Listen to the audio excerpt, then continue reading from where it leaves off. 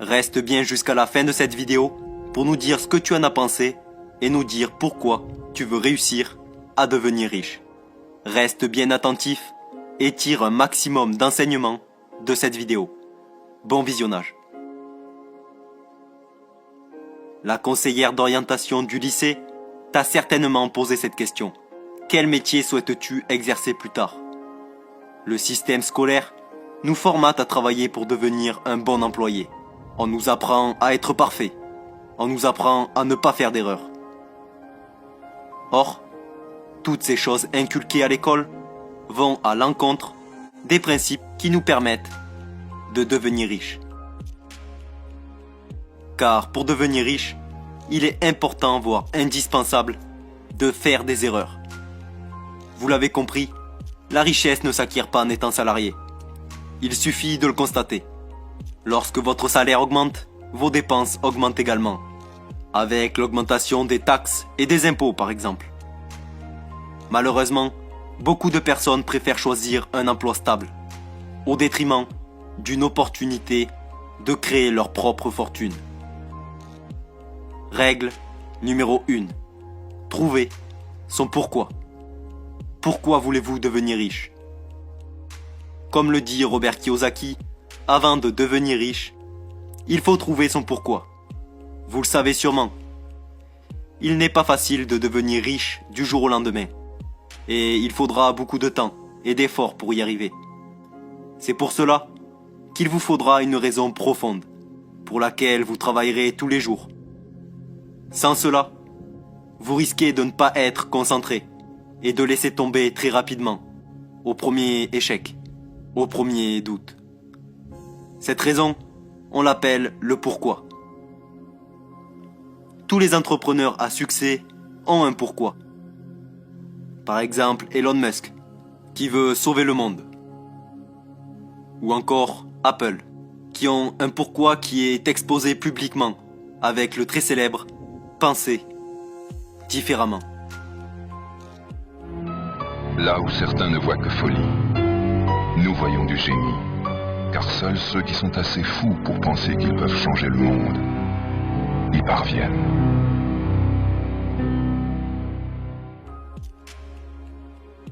Si vous souhaitez connaître votre pourquoi, il suffit simplement de faire une liste de ce que vous voulez pour votre vie et ce que vous ne voulez pas. Vous verrez ainsi ce que vous voulez vraiment. Et cela vous permettra, dans les moments de doute, de garder le cap vers le succès. Pour faire de grandes choses, il vous faut une raison profonde. Donc, votre pourquoi est généralement la première chose qui vous vient à l'esprit lorsque vous vous posez la question « Pourquoi je veux devenir riche et réussir ?» En réalité, tout le monde souhaite devenir riche. Mais la plupart veulent le devenir sans prendre un seul risque et sans faire de sacrifices. Tout le monde veut que l'argent tombe du ciel, ou que le job de leur rêve apparaisse en un claquement de doigts. Mais je vais être franc avec vous, ça n'existe pas. Réussir à devenir riche, c'est possible, et on le sait tous. Il suffit de regarder les personnes qui sont devenues riches. Et on se rend compte très rapidement que la majorité d'entre eux sont partis de zéro. Donc c'est cool, on sait qu'on peut tous devenir riches. Mais malheureusement, très peu atteindront cet objectif. Seuls les plus persévérants y arriveront. Vous comprenez donc l'importance du pourquoi. Votre pourquoi doit vous animer chaque jour. En réalité, beaucoup veulent la récompense, mais ne veulent pas vivre le processus qui en découle. Ils veulent le succès, mais ne veulent pas suer pour réussir. On veut tous réussir, mais à quel prix? Je vais vous donner un exemple. Tout le monde aimerait avoir un corps parfait. Cependant, ce corps ne viendra que si vous êtes prêt à passer par des étapes douloureuses. Entraînement régulier, nourriture adaptée, courbatures, fatigue, stress physique. Et c'est exactement la même chose pour devenir riche. Il faut passer par la case risque, échec ou encore difficulté. Et toujours avancer. Mais pour avancer, il vous faut un pourquoi qui surpassera tous vos problèmes et qui vous motivera à continuer dans n'importe quelle situation. C'est comme une voiture. sans carburant, elle ne peut pas avancer. Donc trouve ton pourquoi et avance vers ton rêve. Règle numéro 2.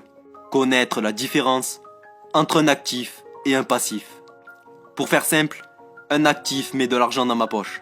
Un passif enlève de l'argent de ma poche. Lorsque l'on dépense son argent dans des éléments passifs, une maison ou une voiture par exemple, ce sont des dépenses qui ne nous rapporteront pas d'argent. De plus, nous allons en dépenser encore plus. Dans les paiements de l'hypothèque ou de l'assurance auto par exemple. Or, si vous investissez votre argent dans des actifs comme des biens immobiliers, des actions, des obligations, cela peut vous rapporter de l'argent. Si vous voulez être riche, passez simplement votre vie à acheter des actifs. Si vous voulez rester pauvre ou demeurer dans la classe moyenne, passez donc votre vie à acheter des éléments passifs. Vous devez ainsi dépenser l'argent que les actifs génèrent, et non l'argent qui permettrait d'acquérir des actifs. La première étape pour sortir de la rat race est de comprendre la différence entre un actif et un passif. Comme le dit Robert Kiyosaki, les pauvres gèrent leur argent au jour le jour. Les personnes appartenant à la classe moyenne achètent des passifs, alors qu'ils pensent acquérir des actifs. Et les riches, ou futurs riches, construisent une base solide d'actifs qui leur génèrent des revenus. La classe moyenne se trouve en permanence dans un état constant de lutte financière. Leur première source de revenus est le salaire. Et les augmentations de salaire s'accompagnent généralement de hausses d'impôts. Leurs dépenses augmentent en même temps que leur salaire, d'où l'expression « rat race ». Enfin, ils considèrent leur maison comme leur actif. Non, votre résidence principale n'est pas un actif. Les riches restent riches, et le deviennent de plus en plus, car ils acquièrent en permanence des actifs, et leurs investissements génèrent des revenus, toujours plus conséquents, qui dépassent de loin leur rythme de dépenses. Votre résidence n'est pas un actif. Voici pourquoi votre résidence principale n'est pas un actif. Vous travaillez toute votre vie pour rembourser l'emprunt que vous avez contracté. Vos charges d'entretien représentent des frais importants. Vous devez vous acquitter de la taxe foncière. Votre résidence principale peut se déprécier si le marché de l'immobilier chute, ou si vous achetez en haut de cycle. Plutôt que d'avoir investi dans un actif qui vous rapporte de l'argent régulièrement, vous remboursez vos mensualités de crédit à la banque. Autrement dit, le véritable propriétaire de votre maison, c'est la banque. Si vous souhaitez réellement acquérir votre résidence principale, générez d'abord des revenus qui permettront de financer vos mensualités de crédit. Par exemple, un appartement que vous louez ou dont le loyer versé par le locataire vous permet de rembourser la mensualité du crédit contracté. Autre exemple, un business qui ne requiert pas votre présence, mais dont vous êtes le principal actionnaire. En bref, si vous voulez devenir riche, apprenez à investir dans des actifs dans un premier temps, ce qui vous permettra de payer vos passifs dans un second temps. Tu peux gagner 10 000 € par mois et être fauché si tu n'as aucune éducation financière. L'important n'est pas de gagner beaucoup d'argent, mais de savoir gérer son argent et ensuite d'essayer d'en gagner plus. Règle numéro 3. Ne travaillez pas pour l'argent. Faites en sorte que l'argent travaille pour vous. Ce conseil est le plus important pour comprendre comment devenir riche et comprendre les différentes situations financières qui existent. Donc soyez bien attentifs jusqu'au bout. Selon Robert Kiyosaki, trop souvent la peur réfléchit à notre place. La peur de manquer d'argent. Celle-ci nous pousse à chercher la sécurité, un emploi sûr. Avec cet emploi, on est certain d'avoir un salaire qui tombe chaque fin de mois. Un salaire que l'on attend avec impatience. On devient alors esclave de cet argent. Or, on ne doit pas se laisser dominer par cette peur, et au contraire, prendre le contrôle de cet argent. Faites travailler l'argent pour vous. Travaillez pour acquérir des connaissances et construisez un système qui ne vous demandera pas d'efforts pour engendrer de l'argent. Il y a une différence entre ceux qui travaillent pour l'argent et ceux qui font travailler l'argent pour eux. Pour Robert Kiyosaki, il y a 4 catégories de personnes. Les employés, les travailleurs indépendants, les chefs d'entreprise et les investisseurs. Ils ont tous les 4 une façon différente de percevoir leur argent. La première catégorie, eux, sont les employés. Ils représentent la sécurité. Lorsqu'on est employé, on échange son temps contre de l'argent. L'employé est comme un hamster qui court mais qui n'avance pas. Il travaille pour payer ses factures. Robert Kiyosaki appelle ça la rat race. La deuxième catégorie, S, sont les indépendants, les travailleurs autonomes. Ils gagnent un peu plus d'argent que les employés. Cependant, s'ils ne travaillent pas, ils ne gagnent pas d'argent. Encore une fois, il échange son temps contre de l'argent. La troisième catégorie, B, sont les businessmen et les chefs d'entreprise, qui possèdent un système. Son entreprise génère de l'argent, non grâce à son travail, mais grâce au travail de ses salariés. Dans cette catégorie, le businessman délègue des tâches, ce qui lui permet de gagner de l'argent sans travailler. S'il veut augmenter ses revenus, il va davantage investir dans sa société. Contrairement aux 2 premiers cas, il augmente ses revenus sans augmenter son temps de travail. En ce qui concerne la 4e catégorie, I, ce sont les investisseurs.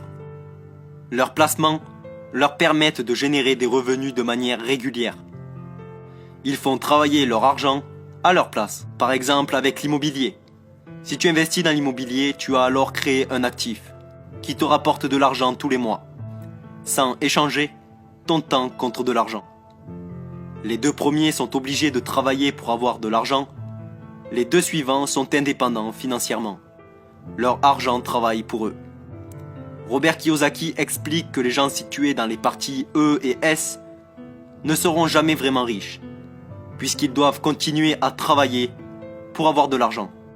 Cela peut vous paraître un peu étonnant, car cette catégorie inclut aussi les notaires et médecins, qui ne sont pas financièrement à plaindre. Mais pensez-y, ils sont dans le même cas qu'un employé.